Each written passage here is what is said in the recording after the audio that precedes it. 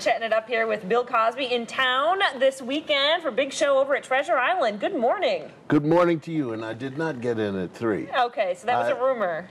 That's exactly what it was. And who is the person that started it? I don't know. You know, people. Your Say people? stuff. Really? Yeah, we weren't sure what kind of mood you were going to be in. Man, he's been flying all night, and he's coming in to see us. No, 10:10. We landed at 10:10. Okay, good. Rather, the way the pilot landed, we attacked the field. You attacked the field. At 10:10. Now, you've been landing here since the late 1960s. So here in 2009, what new do you bring to your performance at Treasure Island tomorrow night?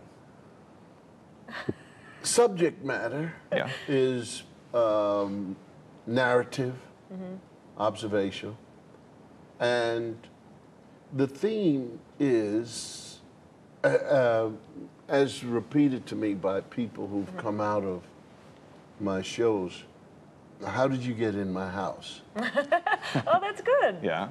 Right.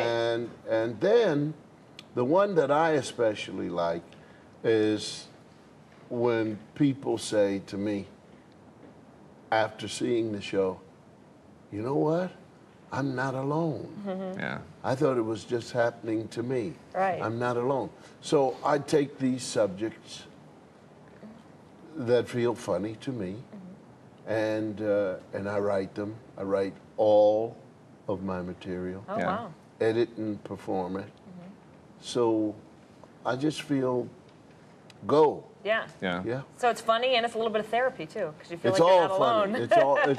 It's all funny. We have a good old time. I worked this city. There was one time I was over at the International Hilton, Right. and I played 2.5 months straight in the summer, and we did 2 shows a night with no day off. Oh, wow. And I was able to develop a strong 1.5 hours on just gambling. Yeah. And I found that no matter what I said about the human behavior of the gambler and how much of a not intelligent move was made, Yeah. people laughed. They said, how did you, I'm not alone, that's me. And as soon as those doors opened, they were back at the table again. Oh, I bet. So there was never anything to worry about.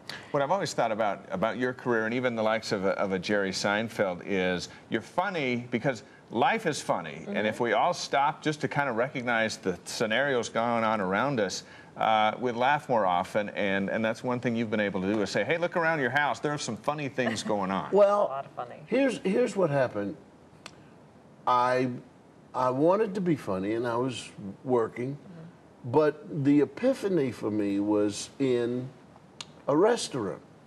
And I was sitting, there's a table of about 8 people, and a fellow with the most bland voice ever, but not to the point that he would be funny. Right. And the 7 people were banging on the table, they were laughing, and he was talking about something, I don't know what, but I put it together that if you tell something and people can understand, feel, and connect with what you're saying, if the situation is minimally funny, people will connect on it. And that's what they were doing. Yeah. They all knew him. And he was talking, I don't know what, it could have been about the faucet dripping and going down to do something. And the great thing about it was, even his wife was laughing. That's That good. was a shock. Because usually the wife's annoyed. No, their wives are so busy, and they say things like, well, where are you going with this? Because they feel under attack. That's what I do. Yeah. See, you're right. Go get to the point. Yeah. Hurry up. Another aspect to your comedy is that it's relatively clean, which is a dying art in the business. Yeah, and relatively is perfect. Yeah.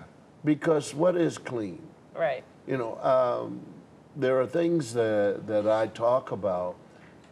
I'll enter let's say, a medical exam. Right. And I'll say, 2 months ago, I went for a colonoscopy. And the people roar, and immediately I say, no, follow me. Don't you take your own course of Right. where you, I'm telling this story. Right. Because they're all ready to go into Sure. whatever areas they're going into. Do you like the stand-up better than the acting? I mean, when you were doing like the show and stuff, I mean, it was funny anyway, so it was a little bit of funny and acting, and kind of probably just You can't compare them. they're totally different. It's a matter of, do you like liver or peaches? Right, peaches. Yeah. Okay, we'll smother peaches and onion. Okay. But the point is, this is what I do. Yeah. Yeah. This is pure. It's messed with. Nobody else, no studio head, no big. I walk out and I do what I think I should do. Right. Yeah. And even my wife can't stop me. There you go. And you're getting paid to do it. Treasure Island tomorrow night. Bill Cosby, thanks for Yes. coming in. Well, You're a thank funny you for guy, having me. and I love watching the Cosby Show over and over. And so do I. Yeah. Because although I was there as the actor, to look at him again, to see Malcolm at age 14 Right.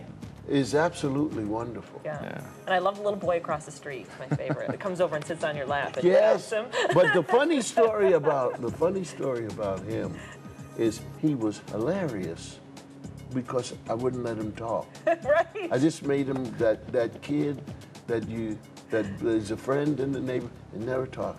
And so after I don't know how much time, just knock on my dressing room door. The door's open. Just knock, and the mother comes in with him. Says, Peter wants to talk. And I said, Peter's funny without talking. So they had like a little, well, we have to move on to another show. Right. And so I said, well, it's just too bad because Peter, that face and It's just funny, that, yeah. he's Buster Keaton, I'm telling you. And so we gave him some lines. It wasn't funny. Didn't quite work out. All right. Poor Peter. Peter doesn't live here anymore. Dr. Huxtable, thank you very much. Thank you. Thanks so much. It was All great right. of you to stop by. Thank you.